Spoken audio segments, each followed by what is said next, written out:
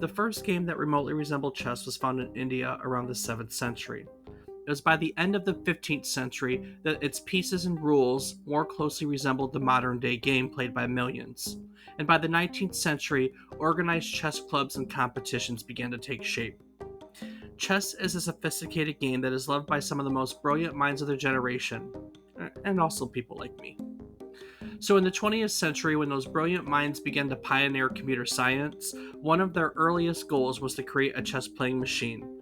And well, computerized chess grew with computing itself. Today, we're going to look back at the entire history of chess, of computerized chess, and talk about console video games in which you can play chess as well. So, stick around and get ready for the Queen's Gambit on yet another trip down memory card lane.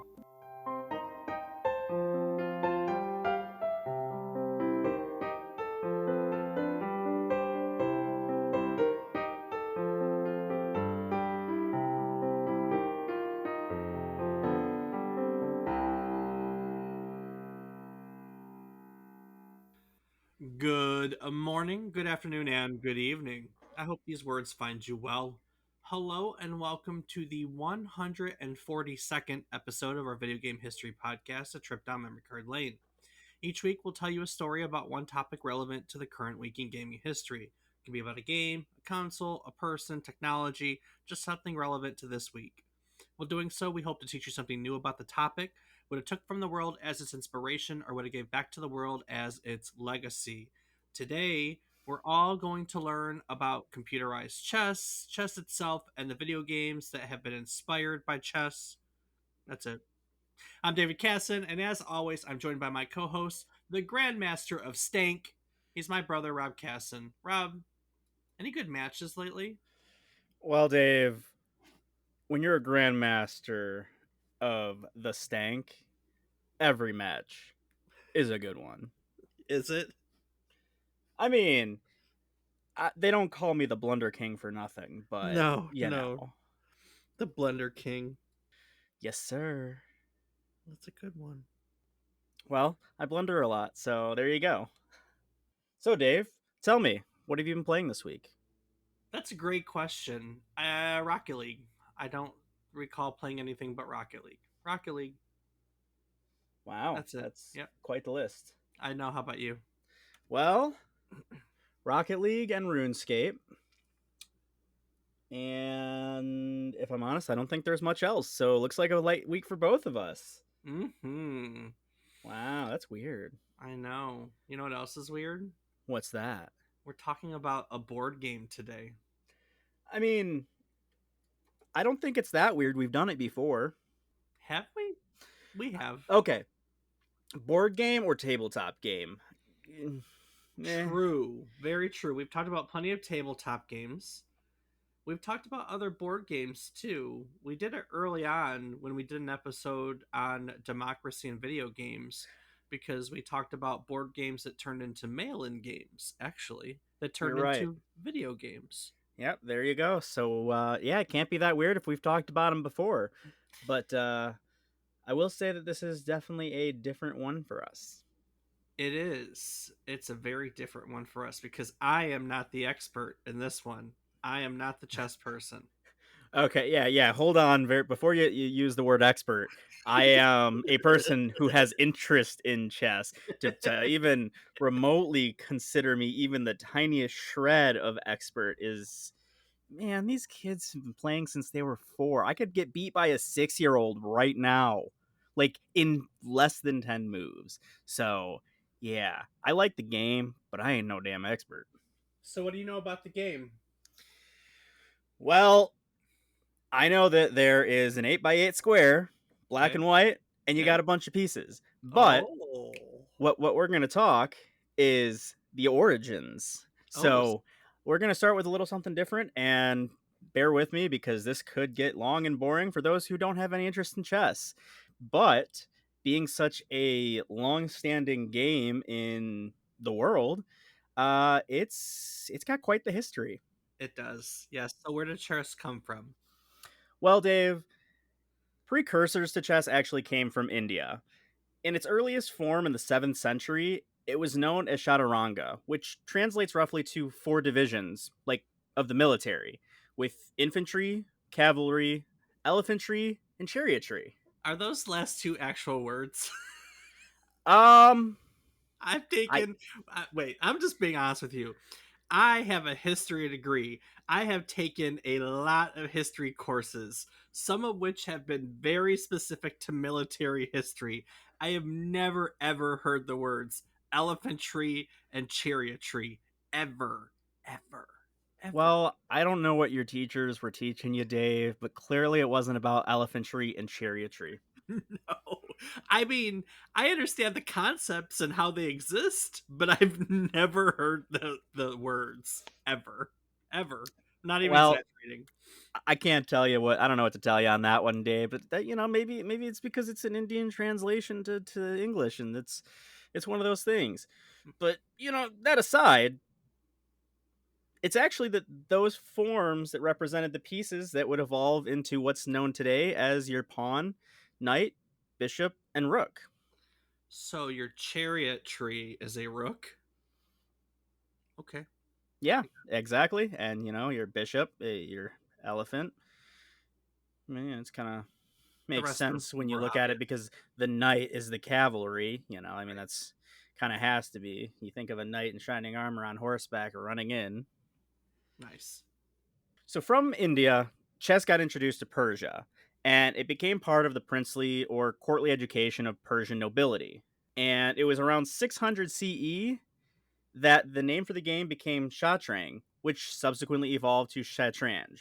Probably butchering these like Dave does every week, so I apologize.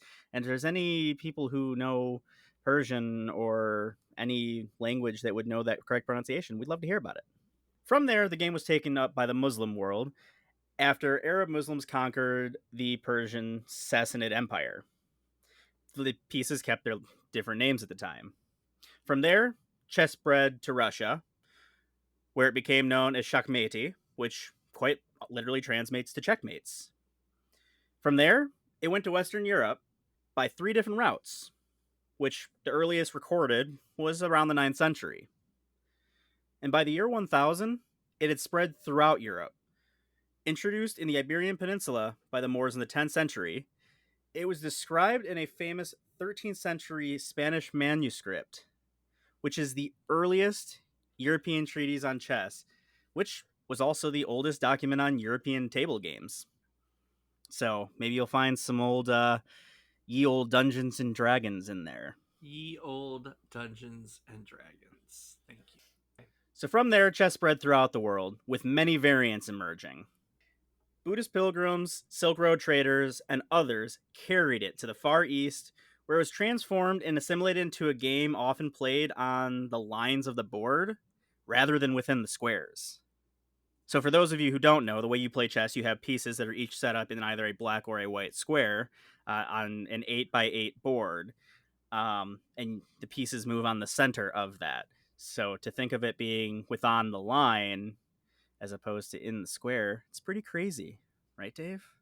It's really crazy to think about that, like how it's evolved basically from Shatranj, let's say Shatrang. Shatrang to Yeah. modern chess. Well, after that, it only continued to change. The pieces, which were non representational in Islamic countries, started taking shape in Christian cultures. That's when carved images of men and animals appeared. The shape of the rook was originally a rectangular block with a V shaped cut in the top. And the two top parts that separated by the split tended to get long and hang over, and in some old pictures, looked like horses' heads. And this Horse. is yeah, no, this one's even funnier. So if you know the bishop, the split top of the piece of it, that's actually interpreted either to be a bishop's mitre or a fool's cap. So one might conclude, oh, you know what I mean, Dave. But I will leave that. By the mid 12th century, the pieces of the chess set were depicted as kings, queens, bishops, knights, and men at arms. Chessmen made of ivory began to appear throughout Northwest Europe, and ornate pieces of traditional knight warriors were used as early as the 13th century. The initially nondescript pawn had now found association with the footman, which symbolized both infantry and loyal domestic service. Now, in the 15th century, there was writings on the theory of how to play chess. In the 18th century, the center of European chess moved from southern European countries to France. And as the 19th century progressed, chess organizations developed quickly.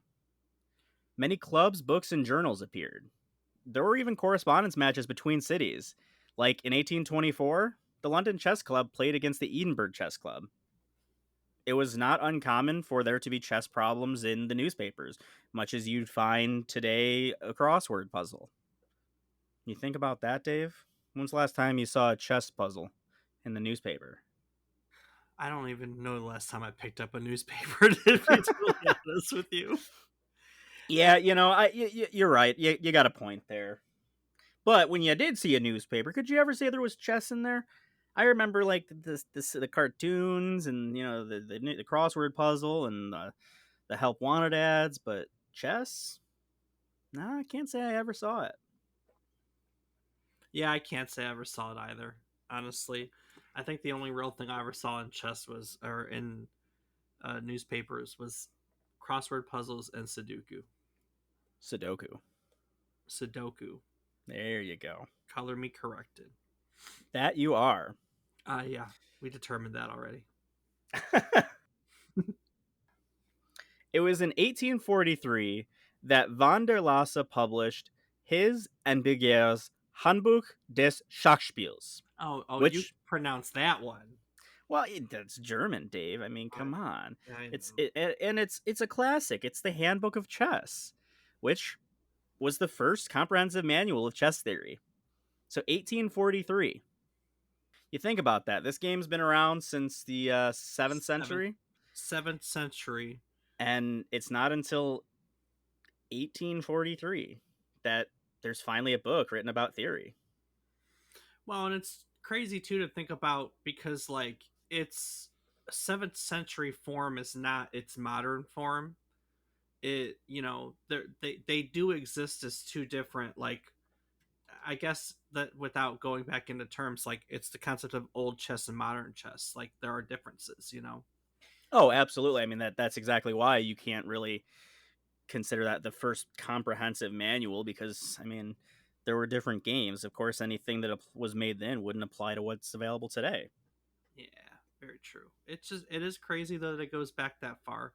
It is one of the oldest board games that we know of. Not the oldest by any stretch of the imagination.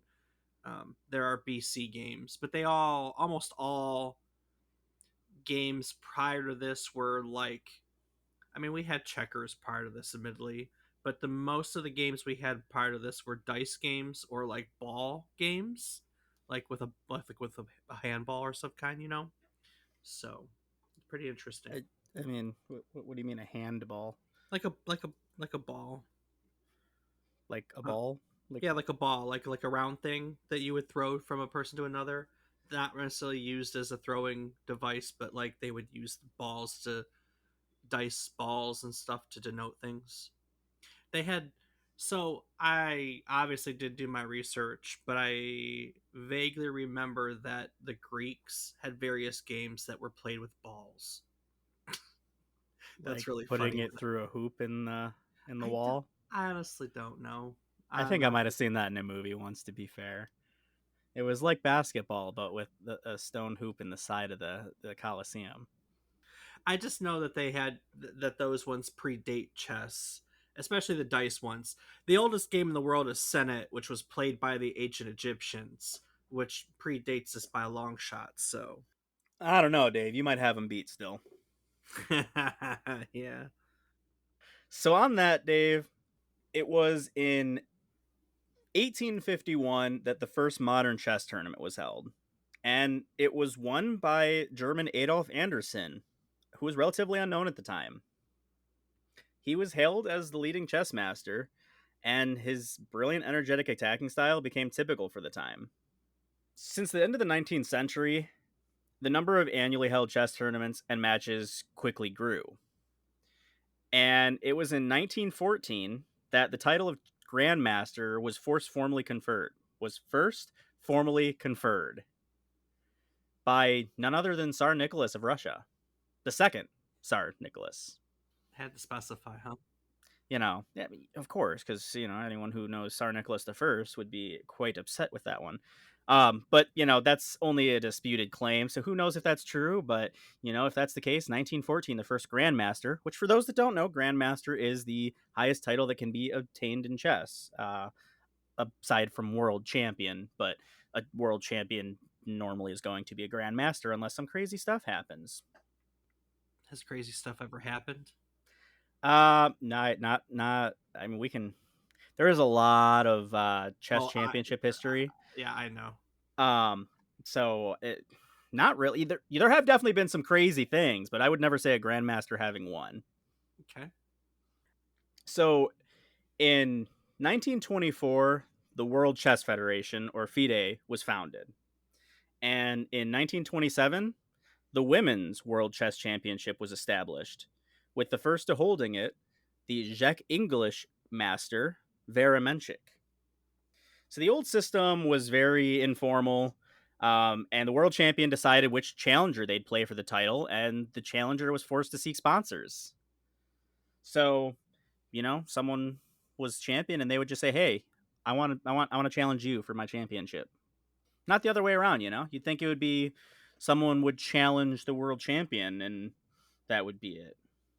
Like technically, that is actually it. Like, there's multiple people that are saying I want it, and he chooses which one, but now that I'm saying it out loud, it makes more sense in my head. Okay. I'm glad for that. All right. So after that, FIDE set up a new system of qualifying tournaments and matches. There were interzonal tournaments, and they were when people were joined by players from zonal tournaments.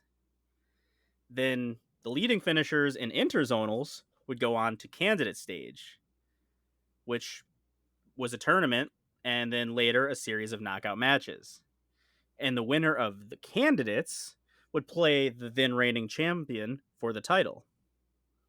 But a champion who was defeated in a match had a right to replay that person a year later. So the old champion could just say, "Hey, I want a rematch for my championship," and not have to go through any of that other stuff. Can you think of that? You go through all these interzonals, these zonals, the candidates, and then that's it. That's it. That's how it works. Well, it wasn't always. It didn't stay like that, Dave. It definitely did not. No, it's better now. Yeah. In 1961, FIDE abolished the automatic right of a deposed champion to a rematch. And the next champion, Armenian Petrosian, who was a genius of defense and strong positional player, was able to hold the title for 2 cycles, which each cycle was 3 years. So that was kind of an important thing to. Yeah. So from there's a lot of different changing of champions, but one of the best known, Gary Kasparov, who is well known among chess as a very phenomenal player. He held the tournament for quite a long time. In '93, he cut ties with FIDE, and they established their own competing association known as the Professional Chess Association. Because they were tired of the 3-year cycle. They got tired of the way that things were with FIDE, and they wanted to do their own thing. And for a while they did. From 93 to 2006, there were 2 world champions and world championships. So you could consider yourself the chess champion, but hey, that guy over there, so is he. Every sport has it at some point. You know what I mean? Like where they split and there's two groups doing Well, you different. mean like the NFL and the XFL? Yeah, exactly. Yeah. Yeah, no, I mean, it is funny when you think of that, but there's always someone who gets tired of the way that things are ran and just decides, hey, let's do our own thing. We have the money, we can afford to. Let's see how many other people we can get involved that are tired of losing the old way and scoot on over to this easy way. That's it. In 2006, FIDE reunites the titles. And in that year, Kramnik beat the FIDE world champion, Veselin Topalov, and became the undisputed world chess champion. Because, there's not another title. So, yay, So 2006. so we went from it being just like XFL and NFL to being just like the WWF and WWE and uh Raw, all that stuff. So now it's more like wrestling with the undisputed world champion. Yeah, I mean, you had to go into a cage match, you had to throw down, and you had to win. I don't Oh, know what that that has to do with chess, but it's like chess boxing, actually, which is a whole different thing, a whole nother topic that we can get to later on after we talk about video games. okay. So, in 2007, Vishwanathan Anand from India became the next champion by winning a championship tournament. And in 2008, he retained his title. And he kept it until 2013. After that, he was defeated by Magnus Carlsen. And for anyone who follows chess and knows Magnus Carlsen, he's a world champion and has defended his title 4 times. However, in 2023, aka this year, he decided not to defend his title. Because he's a little. Hey, Dave, this is a guy who could be wasted off his butt and still beat you in 5. So, He could and be. he'd probably beat you up too. I don't know. He looks like a pretty tough dude. You know why he didn't decide to defend this year, though. No, Dave, why don't you enlighten us? No, why don't you enlighten us? I have no idea, Dave. He's the butt plug guy. No, stop. That was not. It was. Tell me you don't remember that when he was accused of that. No, I think you got him confused with someone else, Dave. I probably do. I'm pretty confident you have him confused with someone else that was caught cheating doing that, because I don't think Carlson would need to do something like that. It wasn't to cheat. If it was, uh, yeah, I don't know. It Who would have got been for a caught? completely different reason. Wasn't it though? You know what? He might have gotten beaten by the guy. Maybe that's what it was. Maybe he was the one who got beat by the butt plug, and he was embarrassed by being beaten by a butt plug. I don't remember. Wasn't he part of that whole debacle though? Wasn't he one of the two people in that debacle? I'm pretty sure if it's what I'm thinking of, that he lost to the guy who was accused of cheating, because I believe it was Hans Niemann, and I'm pretty sure he beat Magnus Carlsen. So if I remember correctly, that's what it was. So he lost. Yeah, Carlsen lost to a butt plug. Carlsen lost to chess grandmaster Hans Niemann. Yeah, okay. There you go. Yeah. You're right. It So he was the he lost to the butt opposite. plug. He was the he defeated Carlsen, and then some pundits proclaimed that Nielsen was tapping into a remote computer via a vibrating sex toy. There you go. So for anyone who thinks we're kidding, go ahead and look this up. The former world champion Magnus Carlsen was defeated by a guy who was accused of using a butt plug. Yes, go to vice.com. There's an article called Cyber, the chess scandal involving butt plugs, AI, and accusations of cheating. What a title. What a title. Oh my god. Okay, so it wasn't Carlson, but I was right in that his name was associated with it. I just had them flip flopped. So No, you're absolutely right.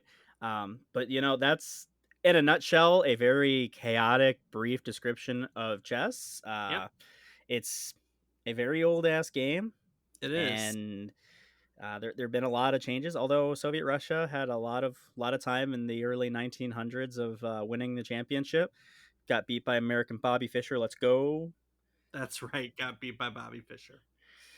I mean, but it's there's definitely a lot more to it, and for anyone who is interested in chess, I would suggest looking it up and reading the number of countless books, because chess is complicated. Chess is complicated. But Rob, Yeah, Dave. we're a video game and technology podcast. Oh shit, you're right.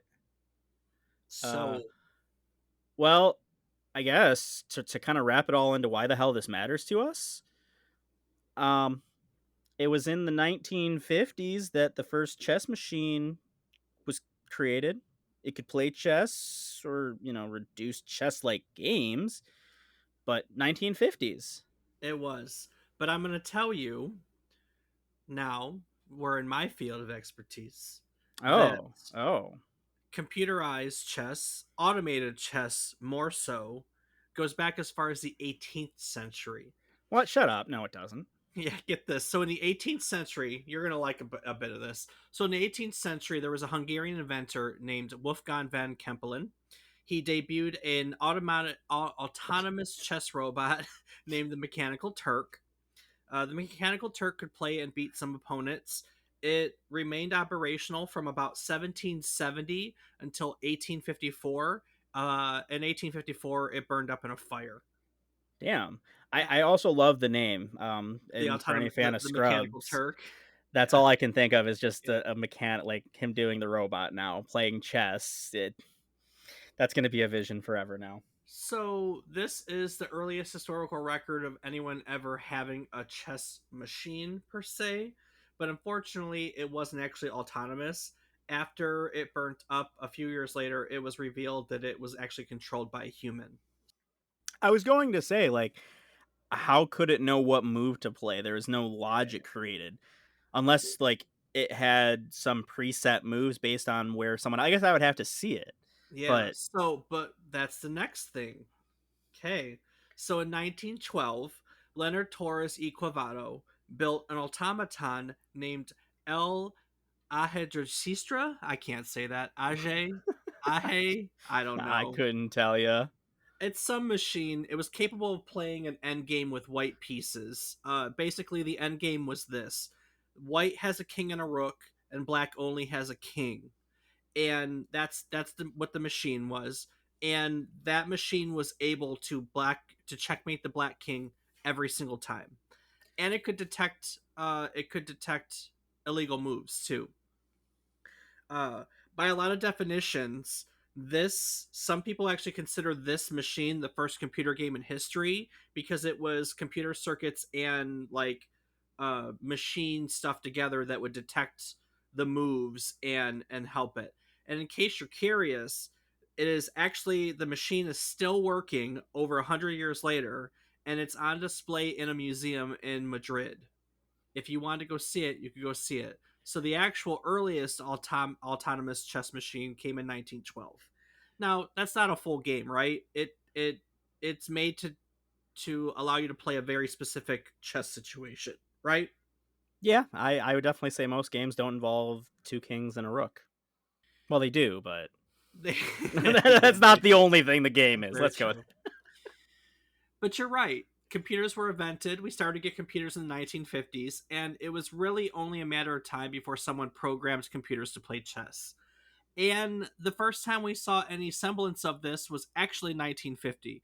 Whereas Claude Shannon, he wrote one of the first articles ever, he not one of, probably the first article ever published on the topic of programming a computer for chess and then using a computer to solve the game. Really famously, the next year in 1951, Alan Turing, one of the pioneers of computer science, would create the first computer chess playing algorithm by hand. But computers at the time couldn't run it. He would literally run it by hand and play it by hand to know that it worked. But there wasn't a single computer that could run it at the time. so how how like Well, how is he able it's to an algorithm, right? So you pick a move and then you run it through the algorithm. I mean, it's just math. Algorithms are always just math. He was a genius in that stuff. Alan Turing is like also the king of crypto, like crypto. Uh, when they do secrets with that stuff, I can't remember. cryptography? Thank you. So the man was literally a genius, and so he literally creates this algorithm, and it's a bunch of math, and he Ooh, he does it by hand. He runs it. Imitation Game, is that the movie? It is, yes. Yeah, okay, I know exactly who you're talking about. Yeah, Yes, okay. he Alright, that makes yeah. sense. He runs it by hand and every time could make it work, but the computers couldn't. They weren't strong enough. But they were improving fast.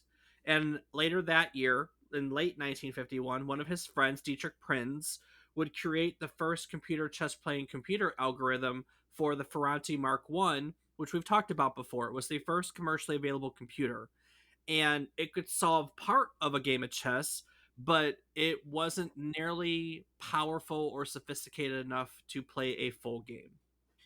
It wasn't actually until 1957. In 1957, there was an IBM engineer named Alex Bernstein. He created the world's first fully automated chess engine.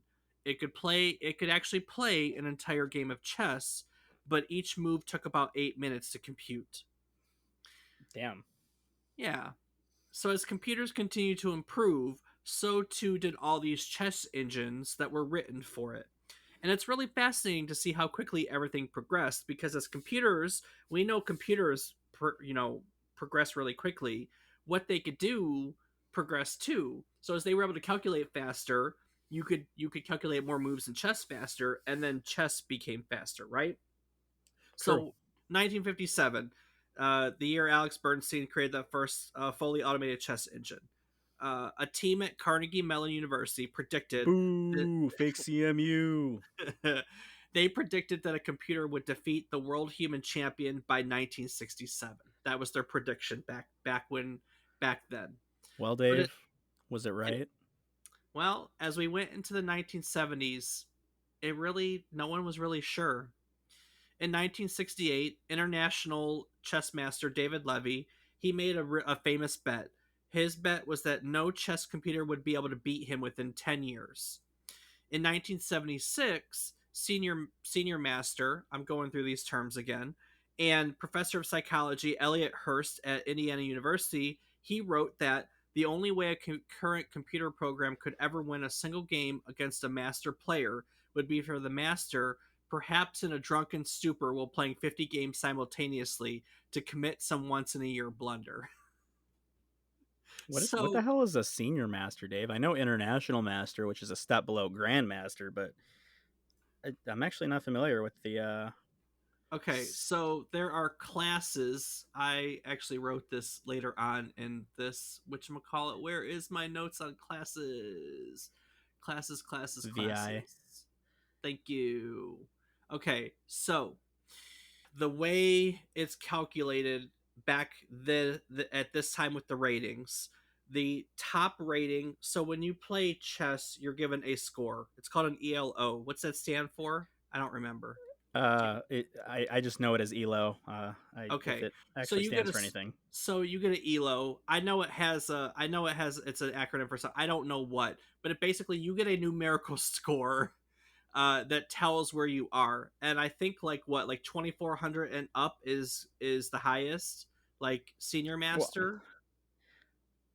Yes, uh, you uh, senior master isn't a thing for what I'm aware. I oh know grandmaster. that's very true. Okay, all right. So Grandmaster, but yes, a grandmaster, I mean, 24.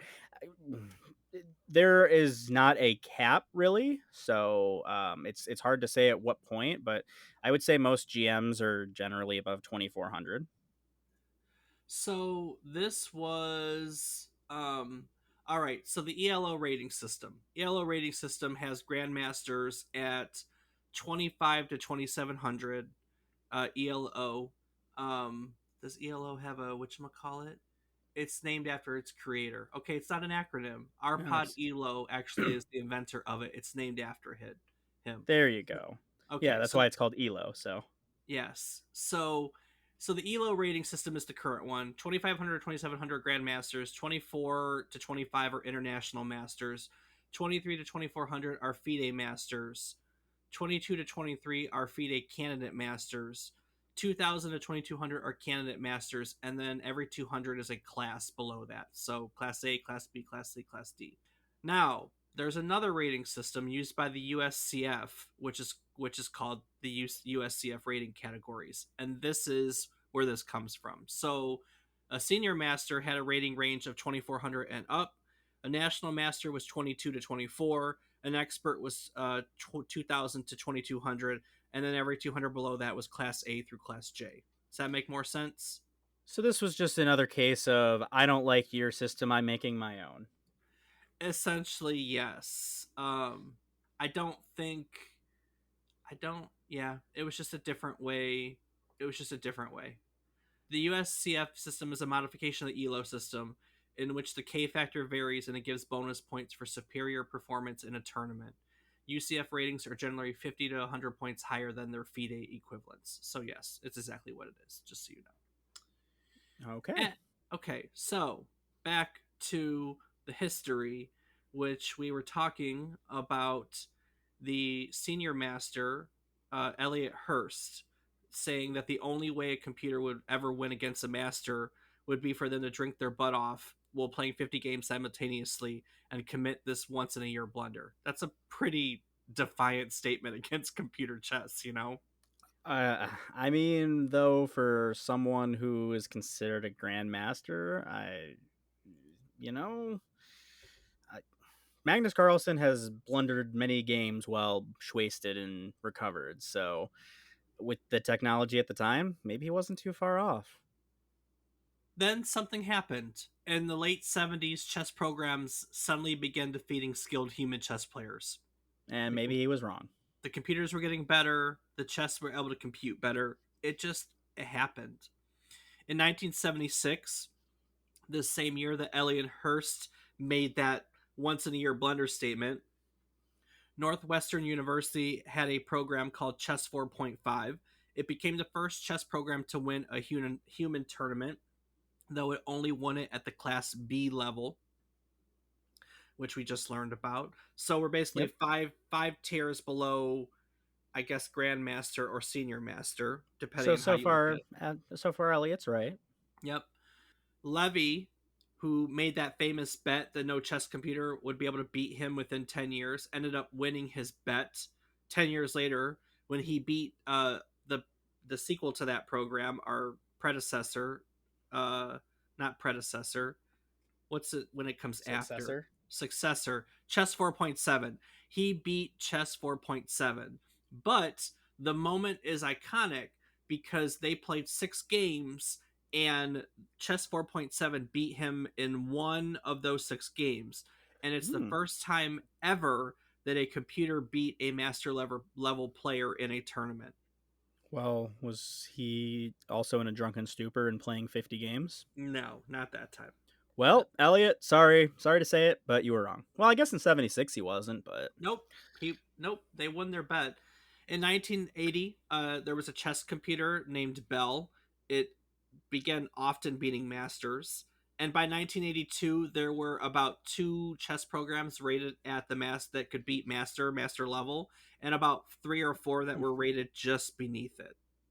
So, you know, things were moving really fast. In 1982, a microcomputer chess program could evaluate up to 1,500 moves per second.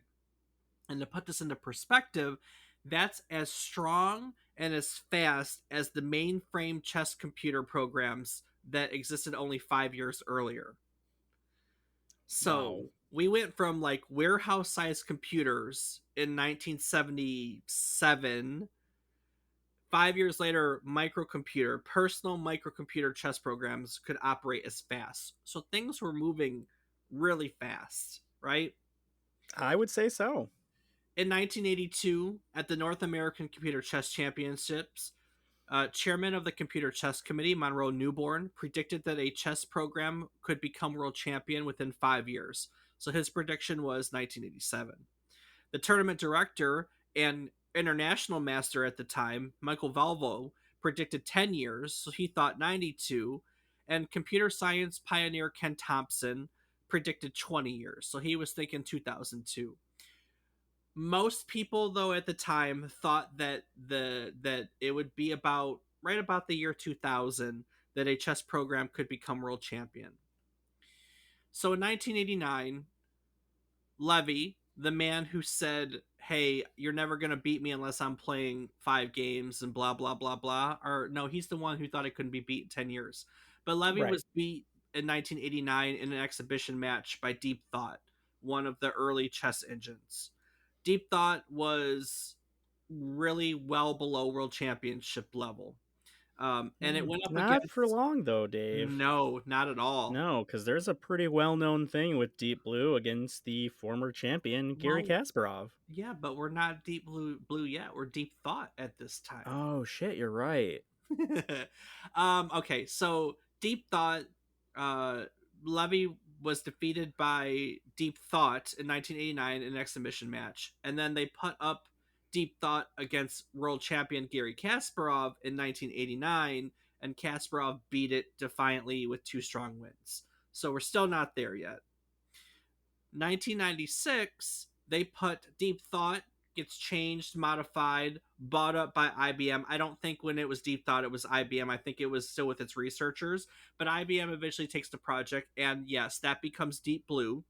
Which And then that is a yes, very well-known thing with it is. chess. It is. So in 1996, Deep Blue game 1, Kasparov loses his first game to a computer using tournament time controls. But Kasparov regrouped in this one, and he won 3 and drew 2 of the remaining games for a match. It was a convincing victory with what does that mean? 3 wins, 2 draws, and 1 loss. So yeah, that's pretty much a win in my book. I would definitely say so, yeah. But you know, Dave, the important thing there is that's the first time that a computer beat a champion. The world champion, no less. I mean, Wow. it was a big deal. Kasparov, these were highly publicized matches. Like this was on the news every day when this was happening, type deal. So this was a big deal. I remember when this was happening because like these are Deep Blue was a supercomputer.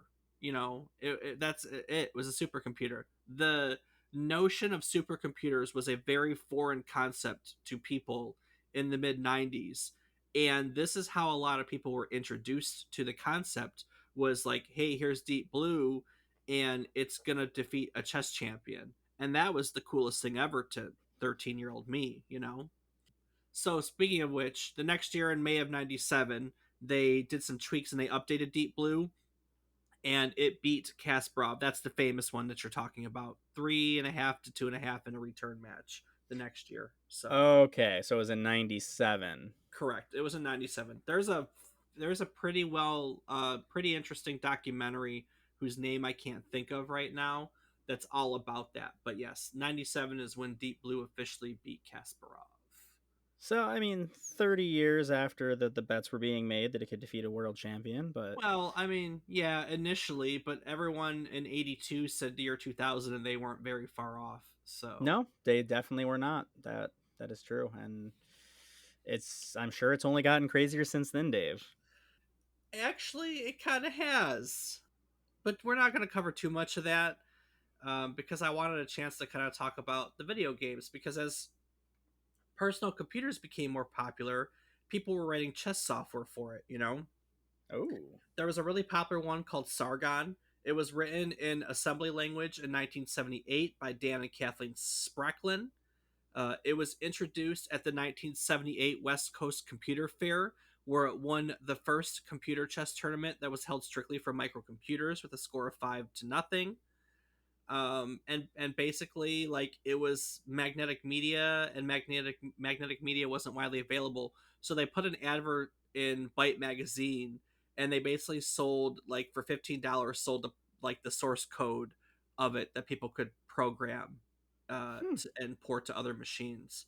The Spracklins are pretty well known in the chess community. While they were working on Sargon for personal computers, they were also working with Fidelity Electronics, who made dedicated chess computers.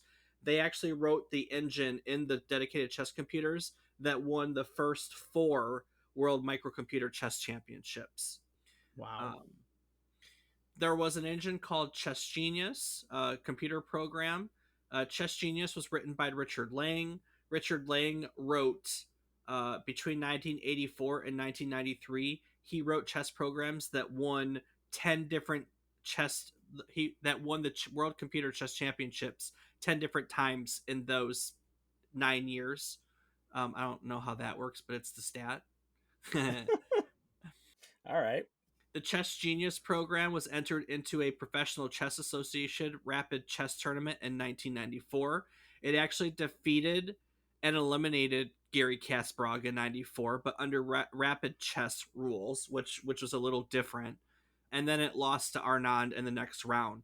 But that one's important because that was the first time that a computer had ever defeated a world champion in an official game. The reason why it's not as famous as the other one was because it was under rapid time controls, and a computer has the benefit under rapid time controls, but not the sophistication. The importance of beating it with Deep Blue years later was the sophistication of doing it under tournament rules and time. Does that make sense? Yeah, no, I would say so because I never actually heard of Chess Genius. Yeah, So so Chess Genius beat Kasparov in 94. Little fun facts for you. Socrates 2 is another one. It was a chess program. In 1993, it won the 23rd North American Computer Chess Championship. It ran on an IBM PC. It was the first and only time that a stock microcomputer won this event. So, little fun fact there. The authors, Don Daly and Larry Kaufman, renewed their collaboration 20 years later to create the Komodo chess engine, which you had said that chess got pretty crazy. There are some pretty notable matches in 2020 and 2019. They're handicap chess matches against world champions, and the Komodo chess engine was the chess engine at the center of both of those. So you're right. There are still people doing these chess engines and making computerized chess relevant even to now. Just a side note. well, I mean, I at least know for experience that Stockfish is the one of the most well known and widely used Mhm. ones now. So And if I'm uh, not mistaken, what makes Stockfish so significant isn't Stockfish a neuro AI, and that what makes it unique? that's a little farther in depth than I'm aware. Gotcha. So what changed for chess engines as we went into like the modern era, like the 2000s and beyond, is they incorporated AI. Like older algorithms are just algorithms. Like if X, then do Y. If this move, here's the other thousand moves they can do. Like that's literally how they did it. They listed all the moves. But the modern chess engines actually are neural learning AIs where they learn and they modify and they think closer to humans because they're like mapping neural pathways. It's really fascinating the way it works. You should read about it. So I will definitely do so. all right, so people were writing chess programs for computers, but it should be no surprise that they were also writing chess programs for video game consoles. And we're a video game history podcast, so let's take a little bit of time and talk about that. Yeah, finally. I know. So in 1979, Bob Whitehead and Larry Wagger wrote video chess for the Atari 2600. We've run into Bob Whitehead before. He's one of the co-founders of Activision, one of the guys that wrote for Atari, and we know that Atari was famously awful to their programmers. So a group of Atari programmers left, including Bob Whitehead, and they founded their own third-party publishing company, Activision. People originally thought that the 2600 wasn't capable of running a chess game, but they found a way to do it. It wasn't the fact that it couldn't process the moves, that wasn't the problem. The fact with the Atari 2600, the problem was you could only display so many pixels on the screen at one time, and no one could figure out how to make that work with an entire chessboard. And they basically made it look like it's like lines through it, like it skips lines so you can see the outline of everything, but it's not like solid pieces, if that makes sense. Gotcha. Is how they did it. On its highest difficulty, actually, it could calculate a move in 10 seconds. Calculation wasn't the Ooh. problem. In fact, this is really fascinating. So if you look at the manual that came with the game, it had 8 difficulties that varied in its move time.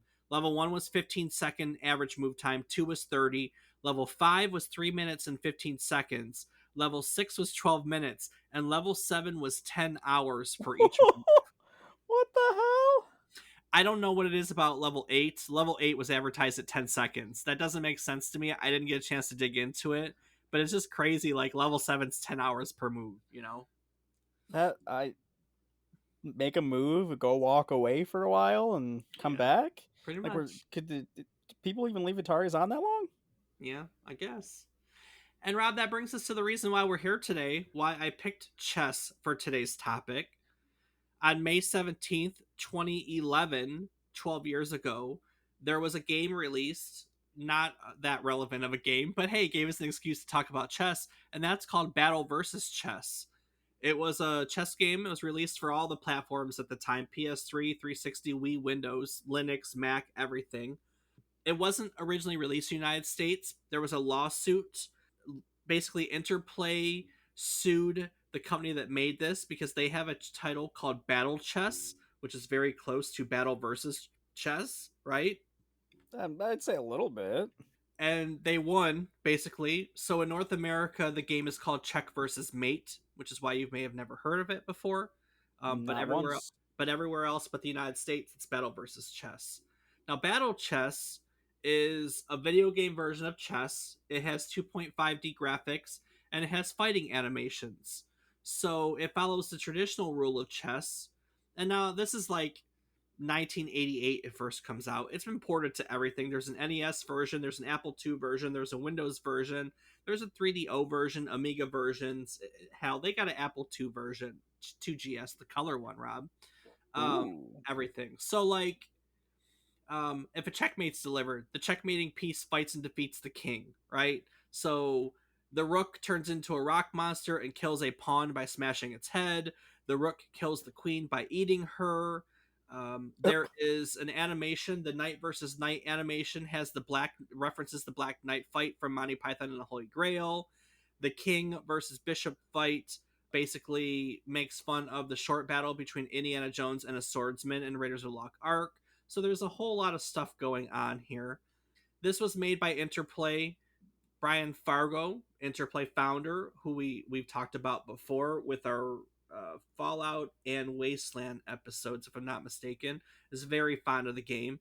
He later said in a 2006 interview, though, that he didn't think that there was an audience for it in the modern time. He's right. No one's going to play it anymore. Fun little fact, though, Battle Chess was featured in a 1992 film called Night Moves, which was about a chess grandmaster who was accused of several murders. Uh, Interesting. So let me ask you this: have you played any chess video games, like specific chess video games, or do you just do the online stuff? I just do the online stuff. The closest I've gotten, like I've downloaded that. I don't know what the game is called since it's not Battle Chess. I thought it was, but basically that when you try to take a piece, you fight like cert the pawn. I forget like each different character has different weapons and things. Is it the one that's like orcs and there's No, it's literally the chess pieces. It's the normal pawn, rook, bishop, but they fight, and it's like first person fighting on a chessboard. that's cool. I remember playing at an early young age games in the Chessmaster series. Chessmaster is owned by Ubisoft nowadays. It's actually the best-selling chess franchise in history. It sold, I mean, the last statistics 2002 when it sold more than 5 million units. It is the last version was Chessmaster 9000. Chessmaster 9000 running on an Athlon 1200 PC, which is nothing nowadays, had an estimated ELO rating of 2718. So running on a Wow. nothing computer, it has an estimated rating of Grandmaster status, basically. God damn. I know, just to kind of give you an idea how powerful things are nowadays. And then there's a bunch of other random little ones. You know, they actually made a chess playing video game in the Star Wars universe called Star Wars Chess. What? Shut up. It's like Battle Chess but with Star Wars characters. Gary Kasparov did make various video games. One's called Virtual Kasparov. It has games. You can play it single player, you can multiplayer. It also will allow you to play out various games specifically that Kasparov has played during his career. So you can be put in situations that he was in and work your way out of them like a chess grandmaster. Wow, that's pretty Um, neat. they also made one for the Nintendo 64 called Virtual Chess 64, released in '98. It also has short animated cutscenes that battle, like the pieces battle when a piece is captured, just like Battle Chess. That seems to be a recurring theme for a lot of games. So they made a lot of games. They made a lot of games for systems when it comes to chess. They've been doing it for a long time, and and it's really fascinating because the history of chess and computerized chess just kind of mirrors the history of computers and technology and so on and so forth. You know what I mean? I absolutely agree. It's crazy when you think about it. So you play online, right? Yes, I play Just online. justchess.com, right? That is correct. Which is what I play on. I kind of sort of. Rob and I play chess like really slow because I always forget that we're playing. It's like one move per 7 days and I'm always reminded on the last day to do my move, which I just did like a little while ago with like 12 hours to go. Rob beats me every time. We've only played once. We're on our game two. And granted, I'm going to win, but still. You got me on the ropes and you know it. uh, I used to play chess. It was something that I played when I was in middle school and high school, like early high school. I got chess boards, played with some people, and then I just kind of lost interest in it. Like video games took over, honestly. I had a really nice chessboard. I don't know where it is. It was completely wood, and I took it after one of our neighbors passed away. Um, the professor. yep. Good old professor. I've heard many, many It things. was a Czechoslovakian like handcrafted board. It was beautiful. I have no clue where it is. It's really a bummer. It's probably in the basement somewhere in your house. So Oof. yeah, I know. But anyway, so I hadn't played for years, and then recently you're like, let's play chess, and I was like, oh, okay, I'll pick it up. But I really don't know what I'm doing anymore. But that's how you get better, right? You practice. That you do. And, 15, 20 years of study. I'm kidding. I'm not kidding, though. The grandmasters have studied their entire lives of I chess. know. So I know. I know. we'll only ever just be chess enjoyers. I agree. I don't feel bad at all though because I'm pretty sure I could outplay them or outdo them on video game history, trivia, and facts. So I would definitely agree, Dave. You could beat us both in that front. yeah, yeah. I we all have our specialties. Mine happens to be video game history. So That it does. which we've done a lot of history. It's crazy to think about. We're on our 142nd episode. We have 141 more episodes of stuff for you to go over. You know, stuff with people that we talked about in this episode, like Brian Fargo from Interplay, like who else did we talk about? The Activision guy. Can't remember his name right now. Gonna feel really bad. Bob Whitehead is his name right There you now. go. Yeah. Um, Right we've now, I talked thought that was always his name. we've talked right on. We talked about board games. You know, there is an episode where we talked about earlier board games. So there's lots of history to go on to. If you'd like to check out any of these episodes, you can do so by going to our website at www.memorycardlane.com, where you can also find things like what, Rob? What else? What else do I put on the website? I forget all the time. That you do, Dave. Well, you can go to the website and find calendars of previous and future episodes. Leave little notes there for Dave and I to maybe talk about your experiences with a topic that we're going to be coming up with in coming weeks. You can find a picture of Dave and I and some information. Rob still probably hasn't updated that in 3 years, but that's neither here nor there. You can also find links to our social medias, Dave, which I can be found on various platforms as Rob underscore O underscore Raptor. And Dave. I can be found on various media platforms as David is wrong, which I definitely am wrong. No, I'm not. Oh, no, I definitely am. I don't know. I haven't decided what I am right now. A little bit of both. Each week, we'll tell you the story about one topic relevant to the current week in gaming history. It could be about a game, console, technology, person, just some topic that I find some cockamamie excuse to make relevant to this week. Today, I used the video game Battle versus Chess, which came out 12 years ago this week, to talk about chess, history of chess, and chess champions, and chess history, and computerized chess, and chess engine, and chess video games. Not a whole lot of chess video games, but that's okay. We still talked about it. I don't feel bad. A lot of great information this week. That it was, Dave. Part of the fun about getting to do this is that we learn things. I couldn't tell you a thing about the history of chess before we sat down to do research for this episode. I couldn't tell you anything about chess engines. Only thing I could have told you was that I used to play Chess Master.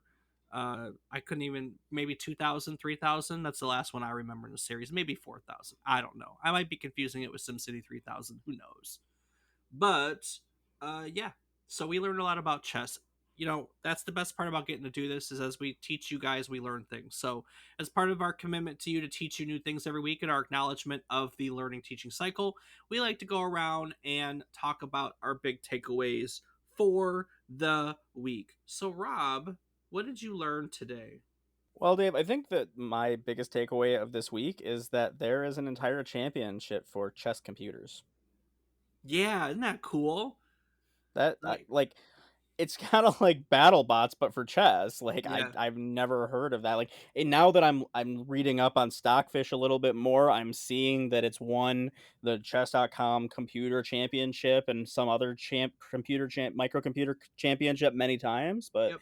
it just never occurred to me that there's a championship for freaking computers. Like Was I right that that was one of the neuro learning engines? I haven't quite found that information yet. I was looking and I couldn't find anything about that.